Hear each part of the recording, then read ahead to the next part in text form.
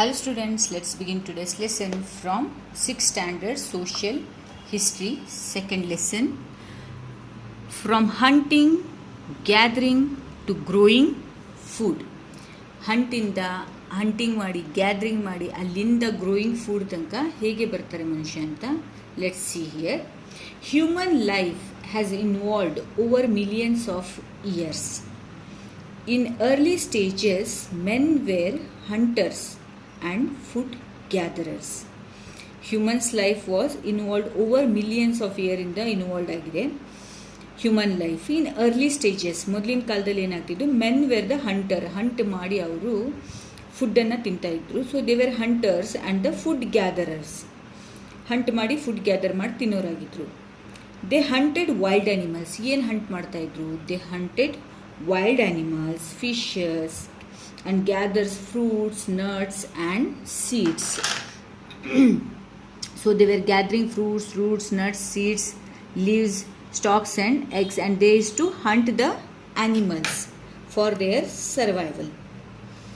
So why did this earliest people lead to a nomadic life?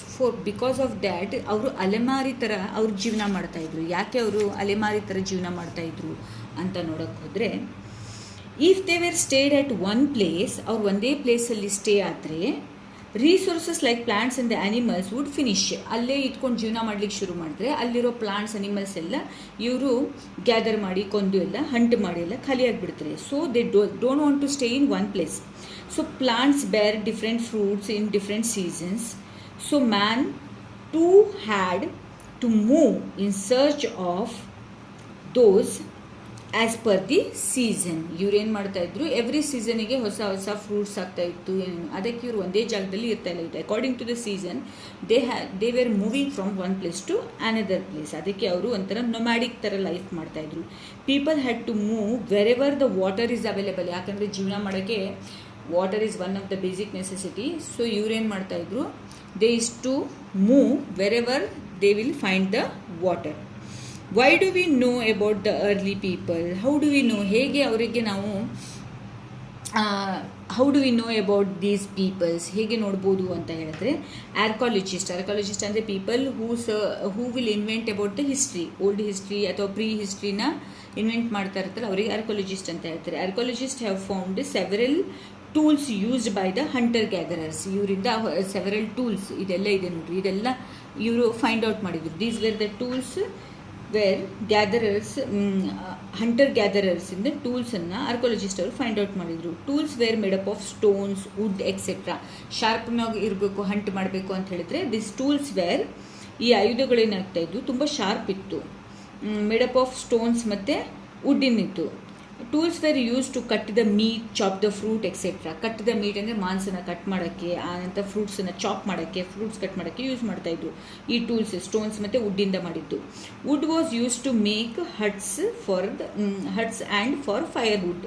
ಈ ವುಡ್ಡನ್ನು ಅವ್ರು ಏನಕ್ಕೆ ಮಾಡ್ತಾಯಿದ್ರು, ಹಟ್ ಮಾಡೋಕ್ಕೆ, ಅಂದರೆ ಅವ್ರು ಇದಕ್ಕೆ ಹಟ್ ರೆಡಿ ಮಾಡ್ತಾರೆ, ಗುಡಿಸಲುಗಳು ಮಾಡೋಕ್ಕೆ, ಆನಂತರ ಫೈರ್ ವುಡ್ಗೆ, ಬೆಂಕಿಗೆಲ್ಲ ಯೂಸ್ ಮಾಡ್ತಾಯಿದ್ರು.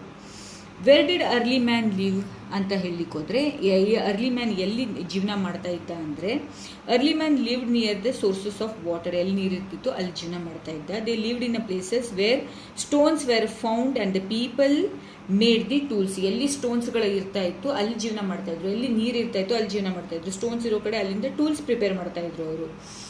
The place was called the factory site. ಈ ಪ್ಲೇಸ್ಗಳಿಗೆ ಏನು ಹೇಳ್ತಾ ಇದ್ರು, ಫ್ಯಾಕ್ಟ್ರಿ ಸೈಟ್ ಅಂತ ಹೇಳ್ತಾ ಇದ್ರು. The factory sites were found near the discarded blocks of the stones. ಆ ಸ್ಟೋನ್ಸಿನ ದೊಡ್ಡ ಬ್ಲಾಕ್ಗಳು ಇರ್ತದೆ ನೋಡ್ರಿ, ಅಲ್ಲಿ ಜೀವನನೂ ಮಾಡೋಕ್ಕಾಗ್ತದೆ, ಆ ಸ್ಟೋನ್ಸನ್ನು ಯೂಸ್ ಮಾಡೋಕ್ಕಾಗ್ತದೆ. ಅದಕ್ಕೆ ಅವರು ಫ್ಯಾಕ್ಟ್ರಿ ಸೈಟ್ ಅಂತ ಅದಕ್ಕೆ ಹೆಸರಿಟ್ಟಿದ್ರು. These were known as habitation cum factory site. ಅದಕ್ಕೇನು ಹೇಳ್ತಾ ಇದ್ರು, ಜೀವನನೂ ಮಾಡ್ತಾಯಿದ್ರು, ಆನಂತರ ಅವರು ಸ್ಟೋನ್ಸ್ ಅದಕ್ಕೆ ಯೂಸು ಮಾಡ್ತಾಯಿದ್ರು. ಸೊ ಅದಕ್ಕೆ ಏನು ಹೇಳ್ತಾಯಿದ್ರು, ಹ್ಯಾಬಿಟೇಟ್ ಕಮ್ ಫ್ಯಾಕ್ಟ್ರಿ ಸೈಟ್ ಅಂತ ಹೇಳ್ತಾಯಿದ್ರು. ಇನ್ನೀಗ ಸ್ಟೋನ್ ಏಜಿಗೆ ಹೋದರೆ, the period were mostly stone tools were made is known as stone age. ಆ ಟೈಮಿಗೆ ನಾವು ಸ್ಟೋನ್ ಏಜ್ ಅಂತಲೂ ಹೇಳ್ತೀವಿ, ಅರ್ಲಿ ಸ್ಟೇಜಿಗೆ. ಯಾಕಂದರೆ ಅವರಿಗೆ ಸ್ಟೋನನ್ನೇ ಜಾಸ್ತಿ ಯೂಸ್ ಮಾಡ್ತಾಯಿದ್ರು. ಇಟ್ ಈಸ್ ಡಿವೈಡೆಡ್ ಇಂಟು 3 ಪಾರ್ಟ್ಸನ್ನು ಡಿವೈಡ್ ಮಾಡ್ತಾರೆ. ಏನು, old stone age, middle stone age ಮತ್ತು ನ್ಯೂ ಸ್ಟೋನ್ ಏಜ್ ಅಂತ ಡಿವೈಡ್ ಮಾಡಿದ್ರು. ಈಗ ಈಗ ಮೇಕಿಂಗ್ ಸ್ಟೋನ್ ಟೂಲ್ಸ್ ಅಂದರೆ stone tools were made using the 2 ಟೆಕ್ನಿಕ್ಸಿಂದ ಸ್ಟೋನ್ ಟೂಲ್ಸನ್ನು ಯೂಸ್ ಟೆಕ್ನಿಕ್ಸಿಂದ ಪ್ರಿಪೇರ್ ಮಾಡ್ತಾಯಿದ್ರು. Stone on a stone and pressure flaking. ಹಿಂಗೆ ಮಾಡ್ತಾಯಿದ್ರು, ಸ್ಟೋನ್ ಮೇಲೆ ಸ್ಟೋನ್ ಇಟ್ಟು ಹಿಂಗೆ ಮಾಡ್ತಾರೆ, ಸ್ಟೋನ್ ಆನ್ ಸ್ಟೋನ್ ಇಟ್ಟು ಕಟ್ ಮಾಡೋದು, ಮತ್ತು ಪ್ರೆಷರ್ ಫ್ಲೇಕಿಂಗ್ ಅಂದರೆ ಪ್ರೆಷರ್ ಹಾಕಿ ಕಟ್ ಮಾಡ್ತಾರಲ್ಲ ಆ ಥರದ 2 ರೀತಿಯಲ್ಲಿ ಅವರು ಸ್ಟೋನ್ ಟೂಲ್ಸನ್ನು ರೆಡಿ ಮಾಡ್ತಾಯಿದ್ರು. ಆ ಟೈಮಿಗೆ ಮ್ಯಾನ್ ಏನು ಮಾಡಿದ್ರು, ಆ ಟೈಮಿಗೆ man he discovered the fire. Accidentally, one of the biggest discoveries made by the man was fire. ಅಂದರೆ ಈ ಸ್ಟೋನ್ ಮೇಲೆ ಸ್ಟೋನ್ ಇಟ್ಟು ಮಾಡ್ಕೊಳ ಪ್ರೆಷರಿಗೆ ಏನಾಯಿತು, ಫೈರಿನ ಸ್ಪಾರ್ಕ್ ಬಂತು. So it was an unexpected, accidentally ಆಯಿತು.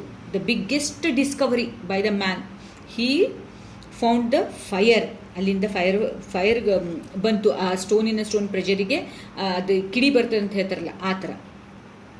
So over a period of time man learned several uses of fire. ಈ ಥರ ಆಗ್ತಾ ಇರ್ತವೆ. ಮ್ಯಾನ್ ಏನು ಮಾಡ್ದ, ಫೈರಿಂದ ಏನೇನು ಯೂಸ್ ಮಾಡ್ಬೋದು ಅಂತ ಹೀ ಸ್ಟಾರ್ಟೆಡ್. ಇಲ್ಲಿ ನೋಡ್ರಿ, ಇದು ಇದೇ ಹೇಳಿದ್ನಲ್ಲ ನಾವು, ಕೇವ್ಸ್ ಅಂದ್ಕೊಂಡು ಇಲ್ಲಿ ಇರ್ತಾರೆ ಅಂದ್ಕೊಂಡು ಸ್ಟೋನಿನ ಇದಕ್ಕೆ ಈ ಥರ ಇರ್ತಾಯಿದ್ರು ಅವರು, many caves of the stone.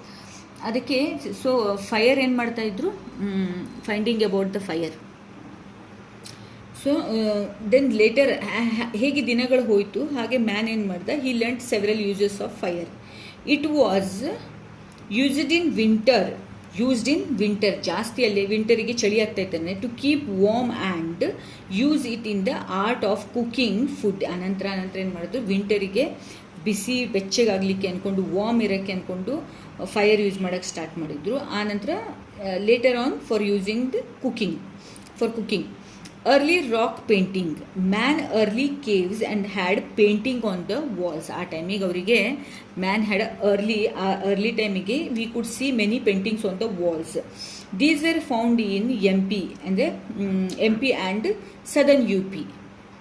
So Madhya Pradesh ಮತ್ತು ಉತ್ತರ ಪ್ರದೇಶಗಳಲ್ಲಿ ನೋಡೋಕೆ ಸಿಗ್ತಾ ಇತ್ತು. Early man's painted and what they felt in this painting. ಅವರು ಅರ್ಲಿ ಮ್ಯಾನ್ಸ್ ಪೇಂಟೆಡ್ ಮಾಡ್ತಾಯಿದ್ರು, ಮತ್ತು ಆ ಯಾವ ಫೀಲಿಂಗಲ್ಲಿ ಇಟ್ಕೊಂಡು ಅವರು what they felt in that paintings ಅಂದ್ಕೊಂಡು ನೋಡ್ಲಿಕ್ಕೆ ಹೋದರೆ, they depicted the men hunting, woman grinding, ಆನಂತರ ಚಿಲ್ಡ್ರನ್ ಜಂಪಿಂಗ್. ಏನೇನಿತ್ತು ಅಲ್ಲಿ ಅಂತ ಹೇಳಿದ್ರೆ, ವುಮನ್ ಗ್ರೈಂಡ್ ಮಾಡೋದು, ಚಿಲ್ಡ್ರನ್ ಜಂಪ್ ಮಾಡೋದು, ಆನಂತರ ಮೆನ್ ಅಂದರೆ ಮನುಷ್ಯರು ಹಂಟ್ ಮಾಡೋದು, ಆ ಎಲ್ಲ ಪೇಂಟಿಂಗ್ಗಳಿತ್ತು ಅಲ್ಲಿ. ಇನ್ ದ ಡೆಕ್ಕನ್ ಅಂತ ನೋಡ್ಲಿಕ್ಕೆ ಹೋದರೆ, ಡೆಕ್ಕನ್ ಪಾರ್ಟಲ್ಲಿ ನೋಡ್ಲಿಕ್ಕೆ ಹೋದರೆ, in that old stone age sites have been found in the Deccan area. ಆ ಏರಿಯಾದಲ್ಲಿ ಫೌಂಡ್ ಆಗ್ತಾ ಇತ್ತು ಓಲ್ಡ್ ಸ್ಟೋನ್ ಏಜಿನ. Some major cities like Chirki, Nevasa in Maharashtra. ಈ ಜಾಗದಲ್ಲಿ ನಮಗೆ ಕಾಣಿಸ್ತಾ ಇತ್ತು ಚಿರ್ಕಿ ಮತ್ತು Nevasa in Maharashtra. So Kurnool in Andhra Pradesh and Hunsgi in Karnataka. So ಆ ಪೇಂಟಿಂಗ್ ನಾವು ಆಂಧ್ರ ಪ್ರದೇಶದಲ್ಲಿ ನೋಡ್ಬೋದಿತ್ತು, ಕರ್ನೂಲ್ ಅನ್ನೋ ಊರದಲ್ಲಿ. ಆನಂತರ ಹಂಗ್ಸಿ ಇನ್ ಕರ್ನಾಟಕದಲ್ಲಿ ನೋಡ್ಬೋದಿತ್ತು. So rivers like Godavari, Krishna and Tapti drained in this region. ಈ ರೀಜನಲ್ಲಿ ಯಾವ್ದಾವುದು ನದಿಗಳು ಹರಿತಾ ಇತ್ತು, ಗೋದಾವರಿ, ಕೃಷ್ಣ ಮತ್ತು Tapti. Large number of these old stone tools were made from the stone have been found along with the river. ಆ ರಿವರ್ ಏರಿಯಾದಲ್ಲೂ ಈ ಟೂಲ್ಸನ್ನು ಕಾಣಿಸ್ತಾ ಇತ್ತು. And archaeologist are studying these tools carefully to understand the life of the early man. They have learned very carefully to understand the early man's life. ಏನಾಯಿತು ಇಲ್ಲಿ archaeologist study ಮಾಡ್ತಾಯಿದ್ರು. Bones, horns and tusk of the animals like the elephants and the wild ox have been found. ಅಲ್ಲಿ ಏನೇನು ಕಾಣಿಸ್ತಾ ಇದ್ರು ಅಂದರೆ, bones ಮತ್ತು horns ಅಂದರೆ ಆಕಳದ ಕೋಡುಗಳು ಇರ್ತದೆ ನೋಡ್ರಿ ಅದು, ಮತ್ತು ಟಸ್ಕ್ ಅಂದರೆ ಏನಂತಾರೆ ಅದು, ಬಿಳಿದಂತ. ಟಸ್ಕ್ ಅಂದರೆ ಇದರದ್ದು ಎಲಿಫೆಂಟಿಂದು. ಆನಂತರ ಎಲಿಫೆಂಟಿನ ಟಸ್ಕ್ಗಳು, ಆನಂತರ ವೈಲ್ಡ್ ಆಕ್ಸ್ ಇರುತ್ತಲ್ಲ ಆ ಆಕ್ಸ್, ಅದೆಲ್ಲ ಫೌಂಡ್ ಆಗಿದ್ದು. ಇದನ್ನೆಲ್ಲ ಈ ಆರ್ಕಿಯಾಲಜಿಸ್ಟು ಫೈಂಡ್ ಮಾಡಿದರು. So next part will learn in the next part you are going to I am going to tell you in the next class. Okay, thank you children.